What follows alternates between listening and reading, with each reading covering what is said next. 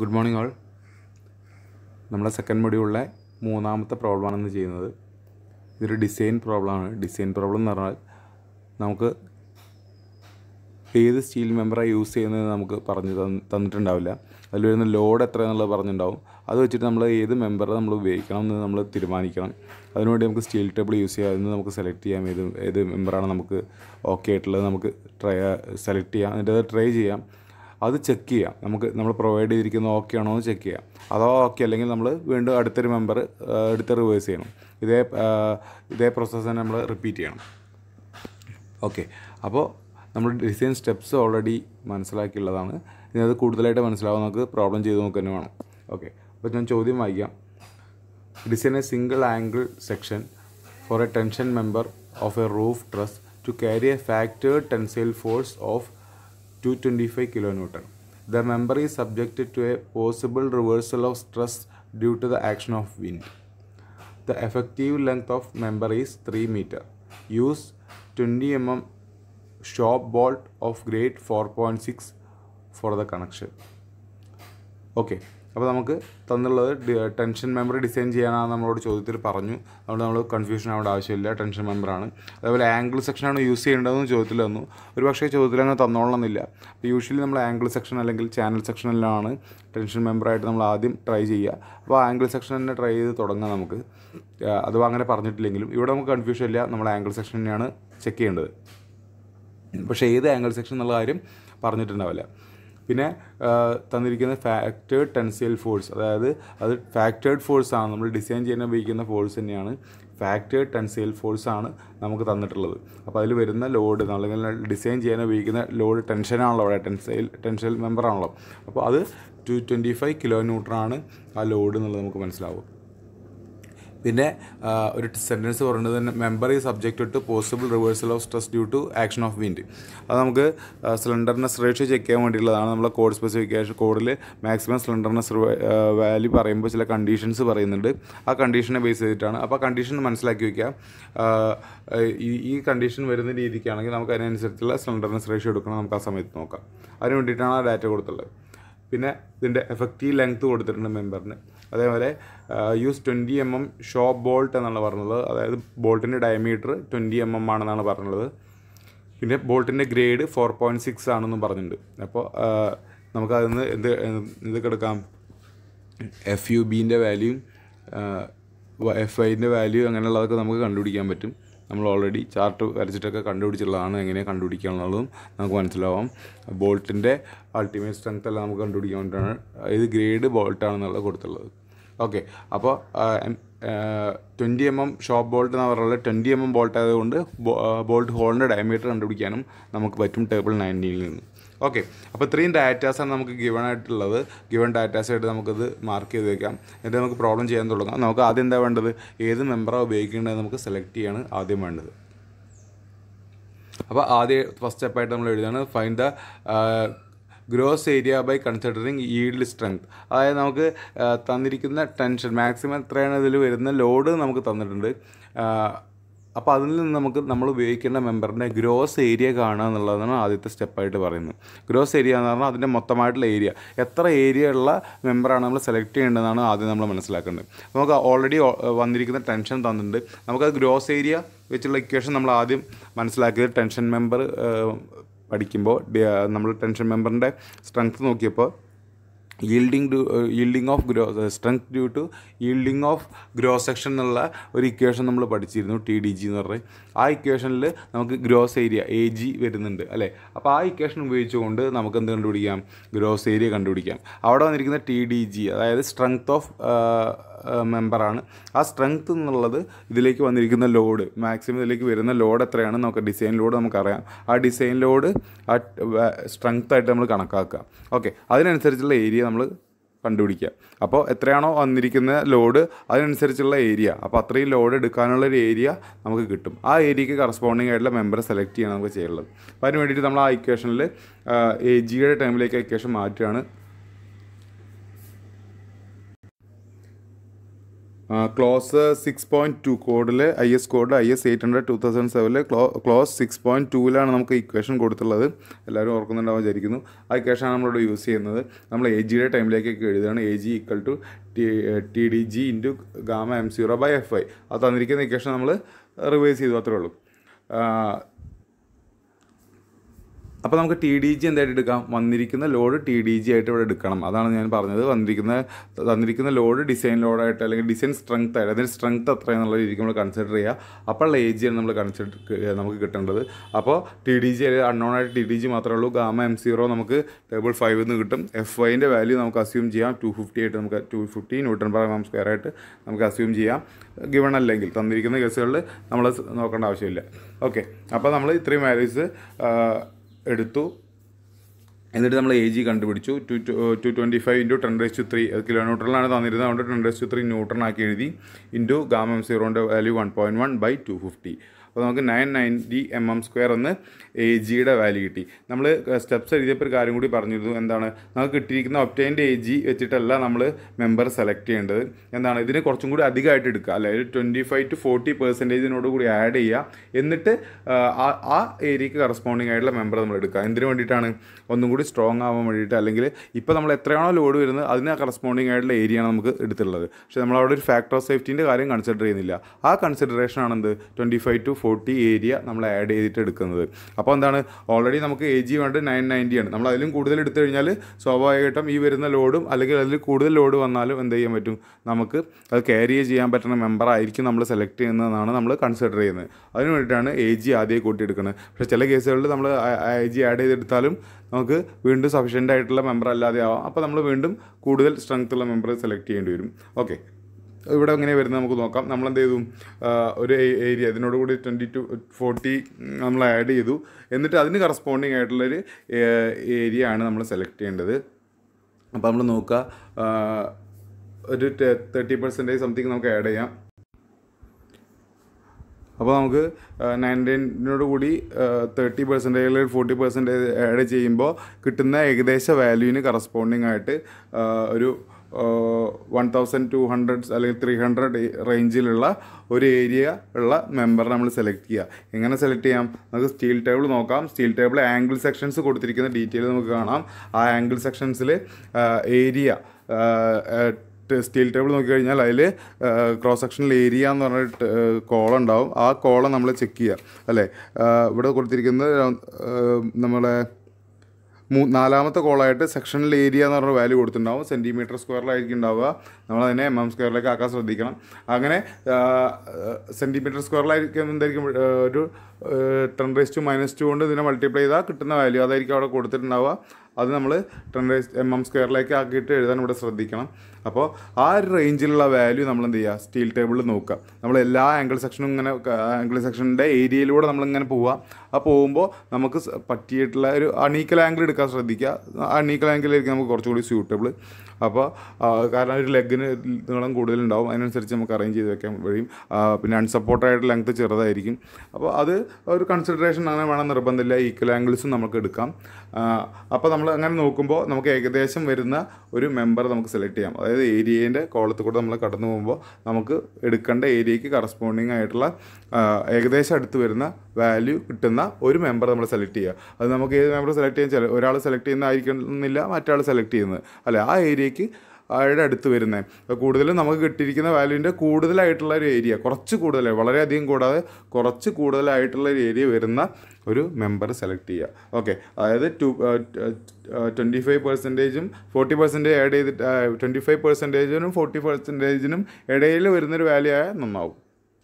Okay, അപ്പോൾ അങ്ങനെ ഒരു വാല്യൂ നമ്മൾ എടുക്കുമ്പോൾ നമുക്ക് ഇവിടെ നമുക്ക് എടുക്കാൻ പറ്റുന്നത് ISA 100-75-8 എന്നുള്ളൊരു മെമ്പർ നമുക്ക് എടുക്കാം. ഇത് മാത്രമല്ല വേറെ മെമ്പേഴ്സ് നമുക്ക് നോക്കാം. നിങ്ങൾ നോക്കുക, ഏരിയയുടെ കോളം നോക്കുക. ആ ഏരിയയുടെ കോളത്തിൽ ഇതിന് കറസ്പോണ്ടിങ് ആയിട്ടുള്ള വാല്യൂ ഉള്ള ഒരു മെമ്പർ നമ്മൾ സെലക്ട് ചെയ്യുക. അപ്പോൾ ഇവിടെ ഞാൻ ട്രൈ ചെയ്യുന്നത് ISA 100-75-8 എന്നാണ്. അപ്പോൾ അതിൻ്റെ ഇതിൽ നിന്ന് എന്ത് മനസ്സിലാക്കാം? ഇന്ന് സ്റ്റാൻഡേർഡ് ആംഗിൾ, ഒരു ലെഗിൻ്റെ ലെങ്ത്ത് 100, ഒരു ലെഗിൻ്റെ ലെങ്ത്ത് 75, തിക്നെസ് 8 mm. ഇങ്ങനെയുള്ളൊരു മെമ്പറാണ് ഞാൻ സെലക്ട് ചെയ്യുന്നത്. അതിൻ്റെ ഏരിയ, ഗ്രോസ് ഏരിയ എന്ന് പറയുന്നത് കോഡിൽ തന്നിട്ടുണ്ടാവുന്ന സ്റ്റീൽ ടേബിളിലത്തെ ഏരിയ എന്ന് പറഞ്ഞാൽ 1336 mm² ആണ്. 1336 mm² ആണ്. അപ്പോൾ നമ്മുടെ 919 കൂടി കുറച്ച് വാല്യൂ ആഡ് ചെയ്തിട്ട് കിട്ടുന്ന ഒരു ഏരിയയാണ് നമുക്ക് കിട്ടുന്നത് 1336. അത് ഏകദേശം നമുക്ക് ഓക്കെ ആയിരിക്കുന്നത് നമുക്ക് അസ്യൂം ചെയ്യാം. അങ്ങനെ ആ മെമ്പർ നമ്മൾ സെലക്ട് ചെയ്തു. ഇപ്പോൾ നമ്മളെ മെമ്പർ നമ്മൾ സെലക്ട് ചെയ്യുന്ന പ്രോസസ്സാണ് ഇപ്പോൾ നമ്മൾ ചെയ്തത്.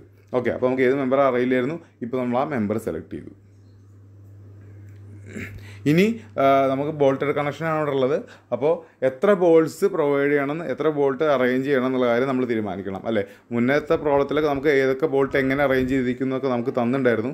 അപ്പോൾ ഇവിടെ നമുക്കത് തന്നിട്ടില്ല. അതുകൊണ്ട് എത്ര ബോൾട്ട് വേണമെന്ന് നമ്മൾ കണ്ടുപിടിക്കണം. ബോൾട്ട് കണ്ടുപിടിക്കാൻ വേണ്ടി നമ്മൾ ചെയ്യേണ്ടത് ബോൾട്ടിൻ്റെ ഒരു ബോൾട്ടിൻ്റെ സ്ട്രെങ്ത്ത് കാണാമെന്നുള്ള. ഒരു ബോൾട്ടിൻ്റെ സ്ട്രെങ്ത്ത് കാണാൻ നമ്മൾ ഫസ്റ്റ് മൊഡ്യൂളിൽ അതേ കണ്ടുപിടിച്ചാണല്ലോ ബോൾട്ട് വാല്യൂ നമ്മൾ പറയുന്ന കാര്യം അല്ലേ. ഷിയർ കപ്പാസിറ്റിയും ബിയറിംഗ് കപ്പാസിറ്റിയും ബോൾട്ടിന് നമ്മൾ ചെക്ക് ചെയ്യും. എന്നിട്ട് അതിൽ ചെറിയ വാല്യൂ ആണ് നമ്മൾ ബോൾട്ട് വാല്യൂ ആയിട്ട് എടുക്കുക. അപ്പോൾ ആ ബോൾട്ട് വാല്യൂ എന്ന് പറയുന്നത് സ്ട്രെങ്ത്ത് ഓഫ് 1 ബോൾട്ടാണ്. നമുക്കിവിടെ അറിയാം മൊത്തം ബോൾട്ടുകൾ എത്ര ടെൻഷൻ വിത്ത്സ്റ്റാൻഡ് ചെയ്യേണ്ടത് നമുക്കറിയാം. 225 കിലോ ന്യൂട്ടനാണ് വിത്ത്സ്റ്റാൻഡ് ചെയ്യേണ്ടത് അല്ലേ.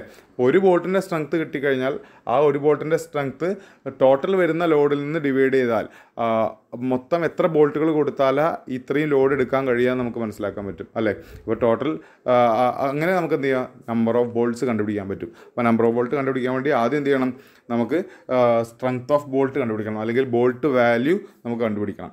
ഓക്കെ, അപ്പോൾ ഫൈൻ നമ്പർ ഓഫ് ബോൾട്ട്സ് എന്നുള്ളതാണ് അടുത്ത സ്റ്റെപ്പായിട്ട് നമുക്ക് എഴുതാനുള്ളത്. അതിൽ ഡി നമുക്കറിയാം, ഡയമീറ്റർ ഓഫ് ബോൾട്ട് 20 mm ആണ് ക്വസ്റ്റ്യനിൽ തന്നിട്ടുണ്ട്. അപ്പോൾ D0 നമുക്ക് ടേബിൾ 90യിൽ നിന്ന് D0 അതായത് ഡയമീറ്റർ ഓഫ് DO അല്ലേ, ഡയമീറ്റർ ഓഫ് ഹോള് അല്ലെങ്കിൽ D0 നമ്മൾ പറയും.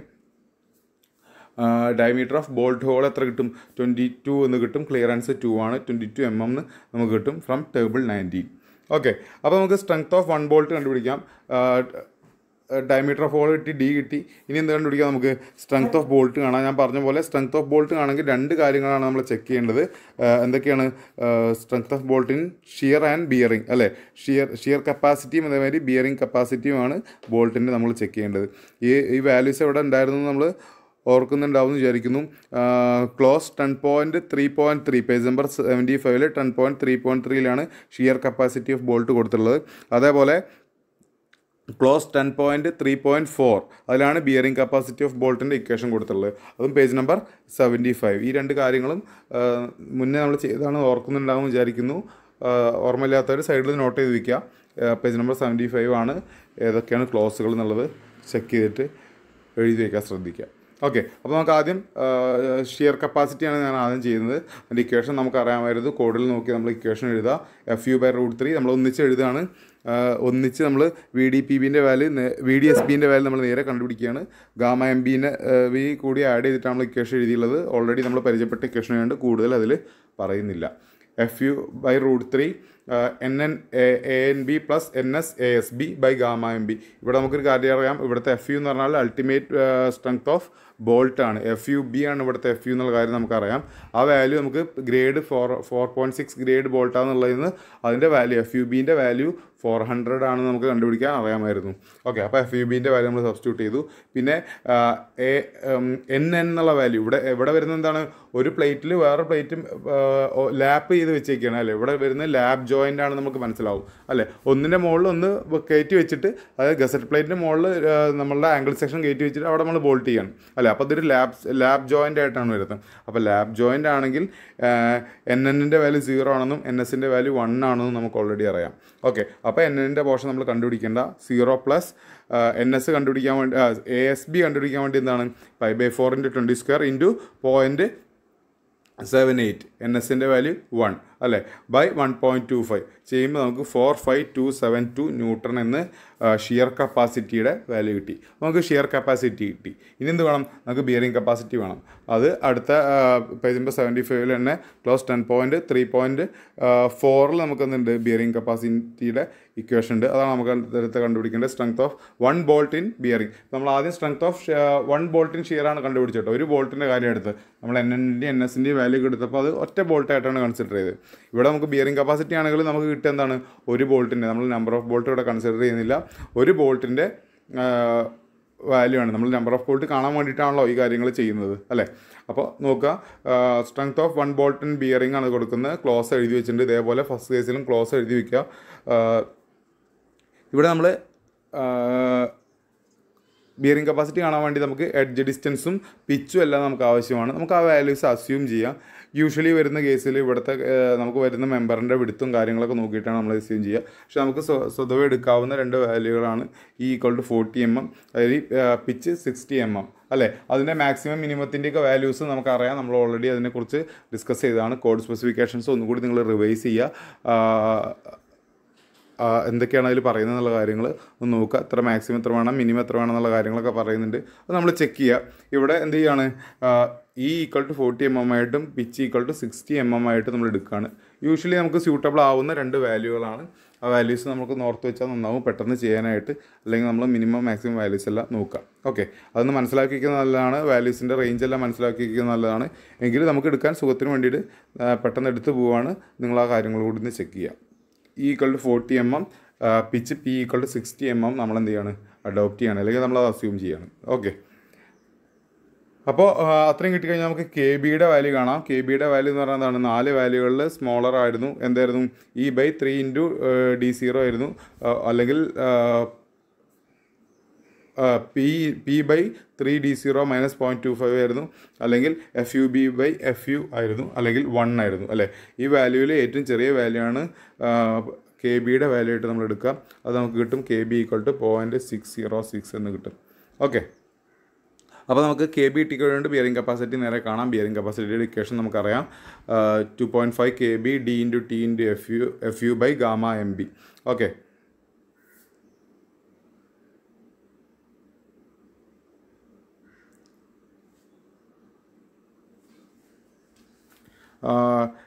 ഇവിടെ നോക്കുക, സബ്സ്റ്റിറ്റ്യൂട്ട് ചെയ്തതിൽ ചെറിയ മിസ്റ്റേക്ക് ഞാൻ വീണ്ടും വരുത്തിയിട്ടുണ്ട്. ഇവിടെ വരുന്ന വാല്യൂ FUവിൻ്റെ വാല്യൂ ആക്ച്വലി ഇവിടെ 400 വരേണ്ടത്. നമ്മൾ മുന്നേ പറഞ്ഞു പോയതാണ്. എപ്പോഴും കൺഫ്യൂഷൻ വരാറുള്ള ഭാഗം എനിക്ക് കൺഫ്യൂഷനായിപ്പോയി. 4 ടൺ എടുക്കേണ്ടത്, പെട്ടെന്ന് എഴുതി പോയപ്പോൾ പറ്റിയതായിരിക്കണം. അവിടെ വരുന്ന വാല്യൂ എത്രയാണ്, FUവിൻ്റെ വാല്യൂ 4 ടൺ ആയിട്ടാണ് എടുക്കേണ്ടത് കേട്ടോ. അവിടെ 400 അല്ല വരുന്നത്, ഇവിടെ FUB അല്ല വരുന്നത്, ഇവിടെ FU ആണ് വരുന്നത് അല്ലേ. ആ വാല്യൂ 4 ടൺ ആണ്. ചെറിയൊരു വാല്യൂയിൽ വ്യത്യാസം വരും. നിങ്ങളത് നോക്കിയിട്ട് കറക്റ്റായിട്ട് ഈ വാല്യൂ നിങ്ങൾ എന്ത് ചെയ്യുക, കറക്റ്റ് വാല്യൂ എഴുതുക. ചെറിയ വ്യത്യാസം ഉണ്ടാവാം. ഓക്കെ, അപ്പോൾ 2.5 × 0.606 × 20 D20 ആണ്, T8 ആണ്, FU 4 ടൺ ആണ്, ബൈ 1.25 ചെയ്യുക. ഓക്കെ, അപ്പോൾ നമുക്ക് 775 സംതിങ് വാല്യൂ കിട്ടും അല്ലേ. ആ വാല്യൂ നമ്മൾ നോക്കുക, എത്രയാണ് കിട്ടുന്നത് എന്നുള്ള കാര്യം ചെക്ക് ചെയ്യാം. ഓക്കെ, പക്ഷേ അത് വലിയ വാല്യൂ ആയിരിക്കും നമുക്ക് കിട്ടുന്നത്. നമുക്കുള്ളത് ഈ 2 വാല്യൂവിൽ നിന്ന് സ്മോളർ വാല്യൂ ആണ് നമുക്ക് എടുക്കേണ്ടത്. സ്വാഭാവികമായിട്ടും ഈ വാല്യൂ എന്തായിരിക്കും, ചെറുതായിരിക്കും, നമുക്കത് കൺസിഡർ ചെയ്യേണ്ട ആവശ്യം വരുന്നില്ല. അപ്പോൾ നമ്മൾ ബോൾട്ട് വാല്യൂ ആയിട്ട് എടുക്കുന്നത് 4527 ന്യൂട്ടൺ ആണ് നമ്മൾ എന്തെടുക്കുന്നത്, ബോൾട്ട് വാല്യൂ ആയിട്ട് എടുക്കുന്നത്, അഥവാ സ്ട്രെങ്ത് ഓഫ് ബോൾട്ട് ആയിട്ട് നമ്മൾ എടുക്കുന്നത്. ഓക്കെ, അപ്പോൾ അത് എടുത്തു കഴിഞ്ഞാൽ നമുക്ക് എന്ത് കിട്ടും, നമ്പർ ഓഫ് ബോൾട്ട്സ് നേരെ കാണാൻ പറ്റും. എങ്ങനെ നമ്പർ ഓഫ് ബോൾട്ട് കാണാം, നമ്മൾ ആദ്യമേ പറഞ്ഞു നമ്പർ ഓഫ് ബോൾട്ട് എങ്ങനെയാണ് കാണുക എന്നുള്ളത്. Number of bolt = total load acting by strength of 1 bolt. അതായത് എത്ര ലോഡാണ് ബോൾട്ട്സ് എടുക്കേണ്ടത്, ടോട്ടൽ എത്ര ലോഡാണ് ബോൾട്ട്സ് എടുക്കേണ്ടത് ഡിവൈഡഡ് ബൈ ഒരു ബോൾട്ടിൻ്റെ സ്ട്രെങ്ത്ത്. ഒരു ബോൾട്ട് ഇത്ര ലോഡ് എടുക്കും. അങ്ങനെയാണെങ്കിൽ മൊത്തം എത്ര ലോഡ് എടുക്കണം, ആ ലോഡ് ഡിവൈഡഡ് ബൈ ഒരു ബോൾട്ട് എടുക്കുന്ന ലോഡ് ചെയ്ത് കഴിഞ്ഞാൽ എത്ര നമ്പേഴ്സ് ഉണ്ട്, എത്ര നമ്പർ ഓഫ് ബോൾട്ട് കൊടുക്കണമെന്ന് നമുക്ക് മനസ്സിലാവും. Total load acting divided by strength of 1 bolt ചെയ്തു. 225 × 10⁻³ ആണ് ടോട്ടൽ ലോഡ്, ന്യൂട്രലിനാക്കി ചെയ്യണം, ബൈ 45272 ചെയ്തപ്പോൾ നമുക്ക് അപ്രോക്സിമേറ്റ്ലി 5 നമ്പേഴ്സ് എന്ന് കിട്ടി. 5 ബോൾട്ട്സ് ആണ് കൊടുക്കേണ്ടതെന്ന് കിട്ടി. നമ്മൾ ആംഗിൾ സെക്ഷൻ ഏതാണെന്നുള്ളത് നമുക്ക് കിട്ടി. അപ്പോൾ നമുക്കത് എങ്ങനെ അറേഞ്ച് ചെയ്യുക എന്നുള്ള കാര്യം നോക്കാം. ഓക്കെ, അറേഞ്ച്മെൻറ്റ് നമ്മുടെ ഒരു സ്യൂട്ടബിലിറ്റിക്ക് അനുസരിച്ചാണ് ചെയ്യുക. ഇവിടെ ഒരു ഓഡ് നമ്പർ ഓഫ് ബോൾട്ട്സ് ആണ് വന്നുള്ളത്. അപ്പോൾ നമുക്ക് എന്താണ്, ഒറ്റ റോ ആയിട്ട് കൊടുക്കുന്നതായിരിക്കും ബെസ്റ്റ്. കാരണം 2 റോസ് ആയിട്ട് കൊടുത്താൽ നമുക്ക് എന്തായാലും 6 ആയിട്ടൊക്കെ കൊടുക്കേണ്ടി വരും. 6 ആയിട്ടുള്ള ബോൾട്ടിംഗ് ഒക്കെ കൊടുക്കേണ്ടി വരും. അത് നമുക്ക് ബുദ്ധിമുട്ടായിരിക്കും. കാൽക്കുലേഷൻ ചെയ്യാനും പിന്നെ പ്രൊവൈഡ് ചെയ്യാനും ഡിസൈൻ ചെയ്യാനൊക്കെ ബുദ്ധിമുട്ടായിരിക്കും. അതുപോലെ 2 ലെയറായിട്ട് കൊടുക്കുന്നതിൽ വേറെയും ബുദ്ധിമുട്ടുണ്ട്. കാരണം എന്താണ്, ഇവിടെ വിടുത്ത് എന്ന് പറഞ്ഞാൽ 100 mm മാത്രമാണ് ഒരു ലെഗിൻ്റെ വിടുത്തുള്ളത്. അല്ല, അത് വലിയ ലെഗിൻ്റെ വിടുത്താണ് 100 mm. നമ്മൾ വലിയ ലെഗ് കണക്ട് ചെയ്യുന്നതായിട്ടാണ് കൺസിഡർ ചെയ്യുന്നത്. കാരണം ബോൾട്ടെല്ലാം കൊടുക്കാനും പിച്ച് കൊടുക്കാനും അതുകൊണ്ടുള്ള ഫെയിലിയേഴ്സിനുള്ള ചാൻസ് കുറയ്ക്കാനും നമുക്ക് നല്ലത് വലിയ ലെങ്ത്ത് കൊടുക്കുകയാണ്. ടിയറിങ്ങും കാര്യങ്ങളും എന്താ പറയുക, ഫെയിലിയേഴ്സൊക്കെ ടെൻഷൻ ഫെയിലിയറൊക്കെ കുറയ്ക്കാനുള്ള നല്ലത് വലിയ ലെങ്ത്തുള്ള വലിയ ബ്രെഡ്ത്തുള്ള കൊടുക്കുകയാണ്. അതുകൊണ്ട് നമ്മൾ 100 mm മെമ്പറാണ് പ്രൊവൈഡ് ചെയ്യുന്നത്. ഓക്കെ, അപ്പോൾ ഈ രീതിയിൽ ഇപ്പോൾ ഫിഗറിൽ കാണിച്ച രീതിയിൽ പ്രൊവൈഡ് ചെയ്യാം എന്നാണ് നമ്മൾ പറയുന്നത്. Provide as shown in figure. Just figure എന്ന് എഴുതിയാൽ മതി. As shown in figure.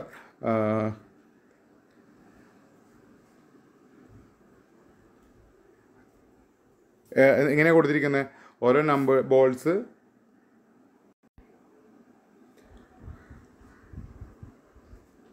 ഓരോ ബോൾട്ടുകളും ഒരു ഒറ്റ റോയിലായിട്ടാണ് കൊടുത്തിരിക്കുന്നത്. 5 ബോൾട്ടുകൾ വേണമെന്നാണ് പറഞ്ഞുള്ളത്. അപ്പോൾ 100 mm വേണ്ടി നമ്മൾ ഒറ്റ റോല് കൊടുത്തു. നോക്കുക, 1 2 3 4 5 ബോൾട്ടുകൾ ഒരു റോല് കൊടുത്തു. അതിൻ്റെ എൻഡ് ഡിസ്റ്റൻസ് നമ്മൾ ഓൾറെഡി എടുത്തിരുന്നു, 40 ആണ്. പിച്ച് നമ്മൾ എടുത്തിരുന്നു. അത് നമുക്ക് LC എന്നുള്ള ടേം വേണം, ഓർക്കുന്നുണ്ടാവും. ഈ ഗ്യാപ്പുകളുടെ ലെങ്ത്, അതായത് 2 ബോൾട്ടുകളുടെ എൻഡ് തമ്മിലുള്ള ഡിസ്റ്റൻസ് അല്ലേ,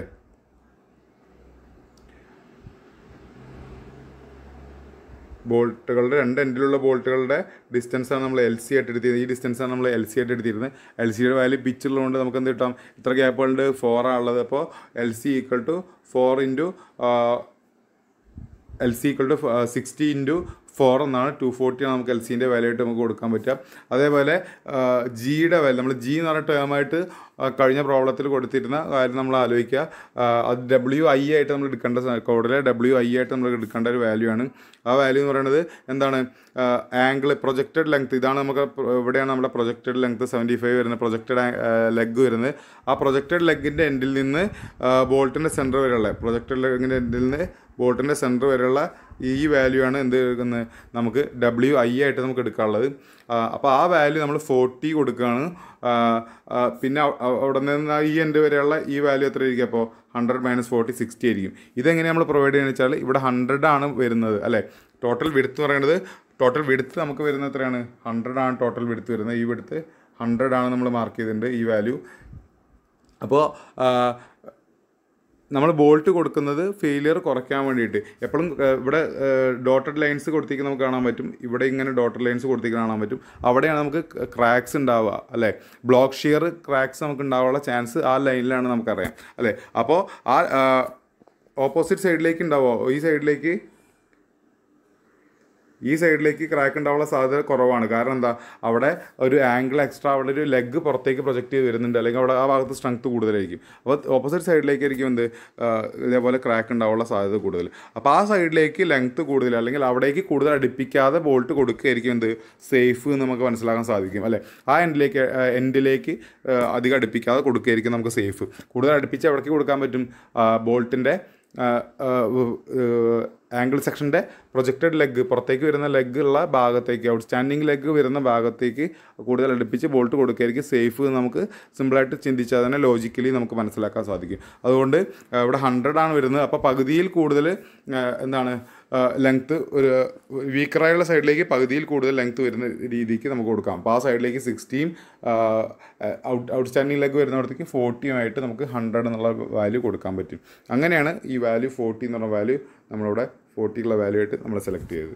ഓക്കെ ആണല്ലോ. അപ്പോൾ അത്രയും കാര്യങ്ങൾ നമുക്ക് ഫിഗറിന് എഴുതി വയ്ക്കാൻ പറ്റും. അപ്പോൾ എന്തായാലും നമുക്ക് ക്വസ്റ്റ്യനിലൊക്കെ മുന്നേ ടെൻസൈൽ സ്ട്രെങ്ത് കാണാൻ വന്നിരിക്കുന്ന ചോദ്യങ്ങളെ പോലുള്ള കാര്യങ്ങളെല്ലാമായി. അതായത് അത് നമുക്ക് തന്നിരുന്നില്ല, പക്ഷെ നമ്മൾ എന്ത് ചെയ്തു? അത് കണ്ടുപിടിച്ചു. അപ്പോൾ എല്ലാ കാര്യങ്ങളും ആയ സ്ഥിതിക്ക് ഇനി എന്ത് ചെയ്യാം? നമ്മൾ കൊടുത്തിരിക്കുന്ന കാര്യം ഓക്കെ ആണോ എന്നാണ് നമ്മൾ ചെക്ക് ചെയ്യേണ്ടത്.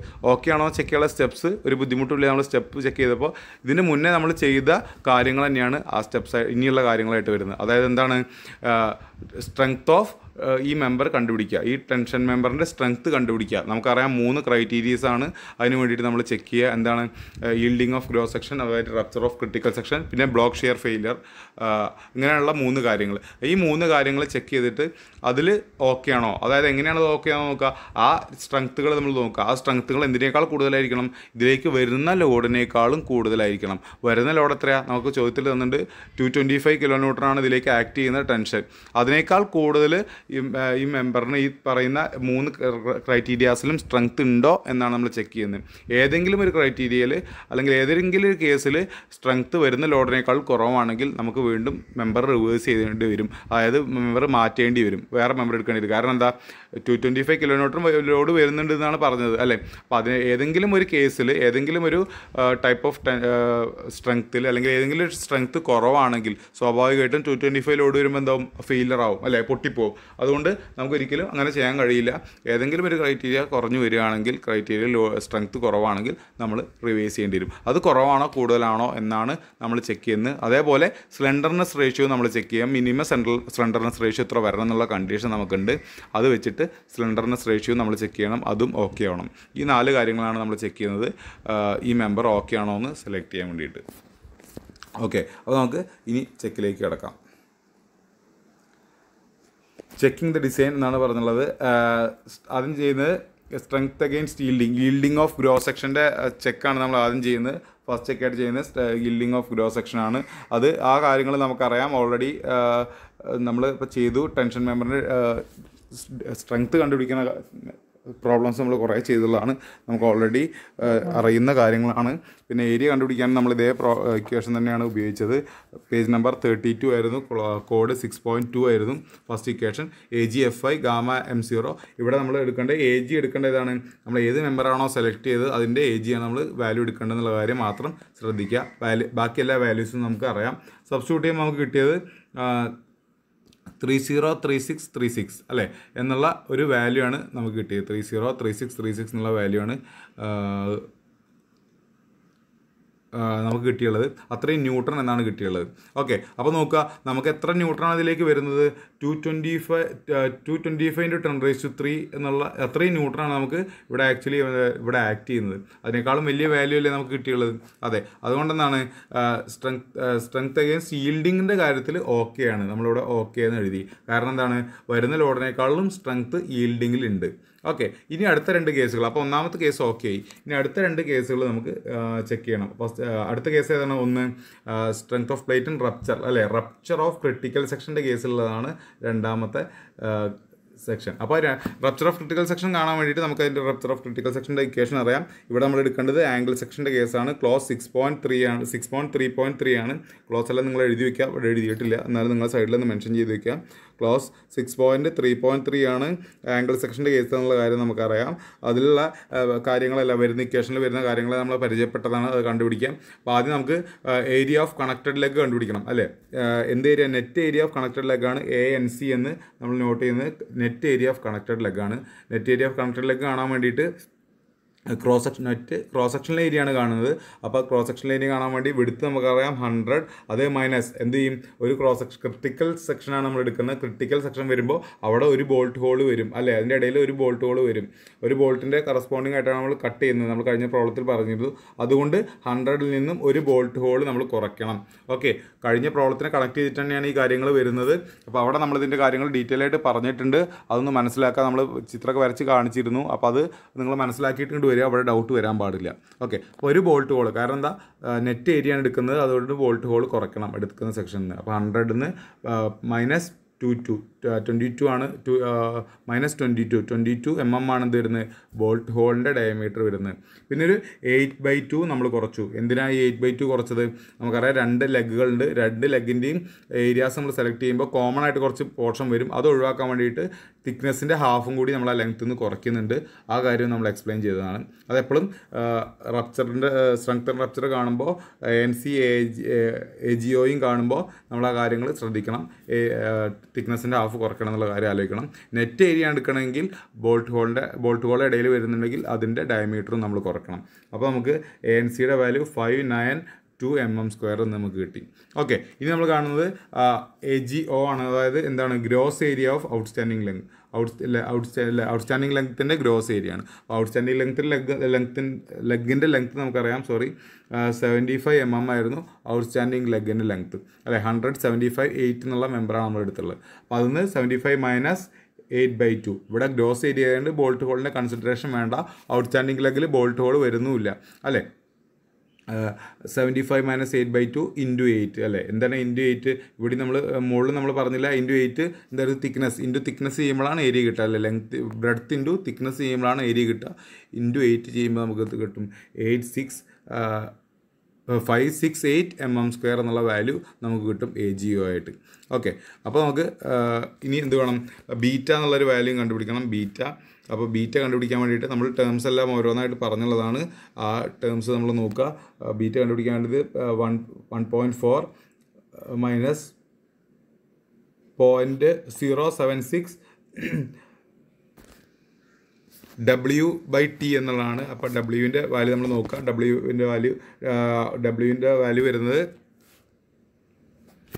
75 ആണ്. അതായത് ഔട്ട്സ്റ്റാൻഡിംഗ് ലെഗിൻ്റെ ലെങ്ത്താണ് നമുക്ക് ഫിഗറിൽ തന്നിട്ടുണ്ട്. പേജ് നമ്പർ 33 ഫിഗർ 6 ആ കാര്യങ്ങൾ പറഞ്ഞിട്ടുണ്ട്. നമ്മൾ ഓൾറെഡി കഴിഞ്ഞ പ്രോബ്ലത്തിൽ പറയുകയും ചെയ്തിട്ടുണ്ട്. ഡബ്ല്യുവിൻ്റെ വാല്യൂ എത്രയാണ്? 75 ആണ് വരുന്നത്. നമുക്ക് മനസ്സിലാക്കാം. പിന്നെ ടീയുടെ വാല്യൂ എത്രയാണ്? അടിയിൽ കൊടുത്തു 75/8 ടീൻ്റെ വാല്യൂ ആണ്. പിന്നെ വരുന്നത് ഇക്വേഷനിൽ വരുന്നത് എന്താണ്? FI/FU ആണ്. FIൻ്റെ വാല്യൂ 250 ആണ് നമ്മൾ അസ്യൂം ചെയ്തത്. FUവിൻ്റെ വാല്യൂ നമ്മൾ 410 ആണ് അസ്യൂം ചെയ്തത്. 250/410 ഇൻറ്റു എന്താ വരുന്നത്? BS/LC ആണ് വരുന്നത്. BS/LC എന്നുള്ള ടേമാണ് വരുന്നത്. BS/LC. അപ്പോൾ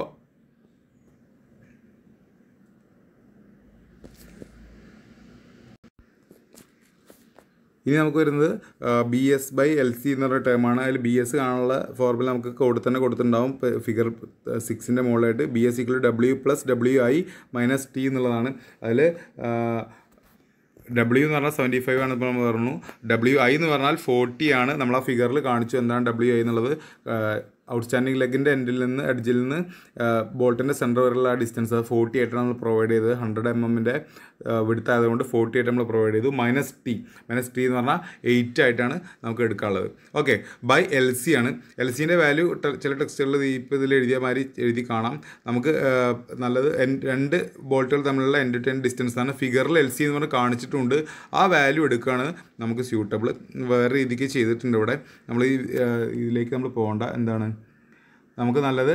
ഈ വാല്യൂ വരുന്നത് ഇങ്ങനെ എടുക്കാൻ നമുക്ക് എന്താണ്? 4×60 അല്ലേ? 4×60 240 എന്നുള്ള വാല്യൂ. നമുക്ക് ആ വാല്യൂ എടുക്കുന്നതാണ് നമുക്ക് സ്യൂട്ടബിൾ. 240 എന്നുള്ള വാല്യൂ നമ്മൾ എന്ത് ചെയ്യുക? LCൻ്റെ വാല്യൂ ആയിട്ട് എടുക്കുക. ഇവിടെ ടോട്ടൽ ആ ലെങ്ത്ത് കണ്ടുപിടിച്ചിട്ട് അതൊന്ന് ബോൾട്ട് ഹോളിൻ്റെ ഡയമീറ്റർ കുറയ്ക്കുക എന്നുള്ള കാര്യങ്ങളൊക്കെയാണ് ചെയ്തുള്ളത്. അപ്പോൾ ഈ 4×60 എന്നുള്ള രീതിക്ക് എടുക്കുകയാണ് കറക്റ്റ്. നമ്മൾ ആ ഫിഗറിൽ കാണിച്ചിട്ടുണ്ട്. അപ്പോൾ ചെറിയ വാല്യൂവിൽ വ്യത്യാസം വരാം. നമ്മൾ ബീറ്റയുടെ വാല്യൂവിൽ ഞാനിവിടെ കിട്ടിയിരിക്കുന്ന 1.094 എന്നുള്ള വാല്യൂ വെച്ചിട്ട് തന്നെ ഞാൻ ബാക്കി പ്രോബ്ലംസ് ചെയ്യുകയാണ്. അപ്പോൾ നിങ്ങൾ LCയുടെ വാല്യൂ എടുക്കുമ്പോൾ എന്ത് ചെയ്യുക? 4×60 എന്നുള്ള വാല്യൂ എടുക്കുക. ഓക്കെ. അത് ക്ലിയർ ആയിട്ട് നമ്മൾ വിചാരിക്കും. നമ്മൾ അങ്ങനെയാണ് ആദ്യം മെൻഷൻ ചെയ്തത്. അപ്പോൾ നമ്മൾ ബീറ്റയുടെ വാല്യൂ കിട്ടിയുണ്ട്. TDNൻ്റെ വാല്യൂ കാണുകയാണെങ്കിൽ ബീറ്റയുടെ വാല്യൂ ആ വാല്യൂ ആയിട്ട് തന്നെ എടുക്കുകയാണ്. നിങ്ങൾ ചെക്ക് ചെയ്യുക എത്ര വരുന്നുള്ള കാര്യം ചെക്ക് ചെയ്യുക. അപ്പോൾ വാല്യൂ സബ്സ്റ്റിറ്റ്യൂട്ട് ചെയ്യുമ്പോൾ TDN = 0.9 FU ANC/Γ1 + β AG0 FY/Γ M0 എന്നുള്ള വാല്യൂ ആണ് വരുന്നത്. എല്ലാ വാല്യൂസും നമുക്കറിയാം. എല്ലാ വാല്യൂസും നമ്മൾ കണ്ടുപിടിച്ചിട്ടുണ്ട്. കറക്റ്റ് നമ്മൾ കണ്ടുപിടിച്ച വാല്യൂസ് വെച്ച് നിങ്ങൾ സബ്സ്റ്റിറ്റ്യൂട്ട് ചെയ്യുക. ഇതിൽ സബ്സ്റ്റിറ്റ്യൂഷൻ ഞാൻ പറയുന്നില്ല. നിങ്ങൾ എന്ത് ചെയ്യുക? എല്ലാ ടേംസും നമുക്ക് അറിയാവുന്നതാണ്. നമ്മൾ കണ്ടുപിടിക്കാൻ ചില വാല്യൂസ് ഇപ്പോൾ നമ്മൾ മാറ്റം പറഞ്ഞതുകൊണ്ട് നിങ്ങൾ എന്ത് ചെയ്യുക? നമ്മൾ കണ്ടുപിടിച്ച വാല്യൂസ് ഇതിലേക്ക് സബ്സ്റ്റിറ്റ്യൂട്ട് ചെയ്യുക. എന്നിട്ട് അത് കറക്റ്റ് ആണോ നോക്കുക. ഓക്കെ. എന്നിട്ട് ഏകദേശം ഈ റേഞ്ചിലുള്ള വാല്യൂന് ഒരു വലിയ മാറ്റം വരില്ല. ഓക്കെ. അപ്പോൾ നിങ്ങളതൊന്ന് ചെക്ക് ചെയ്യുക. എന്നിട്ട് നമ്മൾ TDN കണ്ടുപിടിക്കുക. ഓൾമോസ്റ്റ് ഇവിടെ വരുന്നത് 330,442 ന്യൂട്ടൺ എന്നുള്ള വാല്യൂ ആണ് വരുന്നത്. അതെന്താണ്? ഒബ്വിയസ്ലി ഗ്രേറ്റർ ദാൻ 225 kN കൂടുതലുള്ള ഒരു വാല്യൂ ആണ് നമുക്ക് വരുന്നത്. അല്ലെങ്കിൽ 225,000 ന്യൂട്ടൺ എന്നുള്ള ഒരു വാല്യൂ ആണ് ×1000 ചെയ്യുമ്പോൾ നമുക്ക് വരുന്നത് അല്ലേ? അപ്പോൾ അതിനേക്കാളും കൂടുതലുള്ള വാല്യൂ ആണ് വരുന്നത്. അതുകൊണ്ട് എന്താണ് ഈ കേസിലും നമുക്കെന്താണ് റപ്ചർ ഓഫ് ക്രിട്ടിക്കൽ സെക്ഷൻ്റെ strength in rupture of critical സെക്ഷൻ്റെ കേസിലും നമുക്കെന്താണ് ഓക്കെയാണ് നമ്മളെ മെമ്പർ എന്ന് നമുക്ക് പറയാം. ഇനി മൂന്നാമതായിട്ട് നമുക്ക് കാണാനുള്ളത് strength against block shear failure ആണ്. ബ്ലോക്ക് ഷിയർ ഫെയിലിയറിൻ്റെ കേസിൽ നമുക്കറിയാം രണ്ട് ഇക്വേഷൻസ് നമുക്ക് കാണാണ്ട്. ആ രണ്ട് ഇക്വേഷൻസ് കണ്ടിട്ട് അതിൽ ചെറിയ വാല്യൂ ആണ് നമുക്ക് ബ്ലോക്ക് ഷിയർ സ്ട്രെങ്ത് ആയിട്ട് നമ്മൾ എടുക്കാറുള്ളത്. അതിന് വേണ്ടിയിട്ട് AVG, AVN, ATG, ATN എന്നുള്ള ടേമുകൾ നമ്മൾ കണ്ടുപിടിക്കണം. അതെങ്ങനെ കാണുകയാണെന്ന് നമുക്ക് അറിയാമായിരുന്നു. 5 ബോൾട്ടുകളാണുള്ളത്. അപ്പോൾ AVG കണ്ടുപിടിക്കുമ്പോൾ AVG കണ്ടുപിടിക്കുമ്പോൾ എന്താണ്ടാവുക? 40 + 60 × 4 ഇൻറ്റു തിക്നെസ് 8 ചെയ്യണം. 2240 mm² എന്ന് കിട്ടി. ഇനി AVN കണ്ടുപിടിക്കുമ്പോൾ എന്താണ്? അതിനോട് കൂടി നെറ്റ് ഏരിയ ആണ് കാണുന്നത്. നെറ്റ് ഏരിയ കാണുമ്പോൾ എന്താ നമ്മൾ ഓൾറെഡി കണ്ടു AVG. പക്ഷേ AVN കാണുമ്പോൾ 4.5 ബോൾട്ടുകളും കൂടി എൻ്റെ ഇടയിൽ വരുന്നുണ്ട് അല്ലേ? ഒരു എൻഡിൽ നിന്ന് ലാസ്റ്റ് ബോൾട്ടിൻ്റെ സെൻറ്റർ വരെയുള്ള വാല്യൂ വരുമ്പോൾ 5 ബോൾട്ടുകളാണുള്ളത്. അപ്പോൾ 4.5 ബോൾട്ടുകൾ അതിൽ വരും. അപ്പോൾ നമ്മളിപ്പോൾ കണ്ട ഈ ലെങ്ത്തിൽ നിന്ന് 40 + 60 × 4 നിന്ന് നമ്മളെന്ത് കുറക്കണം? 4.5 × 22 നമ്മൾ കുറയ്ക്കണം. ഇൻറ്റു 8 ചെയ്യുമ്പോൾ നമുക്ക് എത്ര കിട്ടും? 1448 mm² എന്ന് AVNൻ്റെ വാല്യൂ കിട്ടും. ഓക്കെ, അതേമാതിരി നമ്മൾ ATG നോക്കുകയാണെങ്കിൽ ATG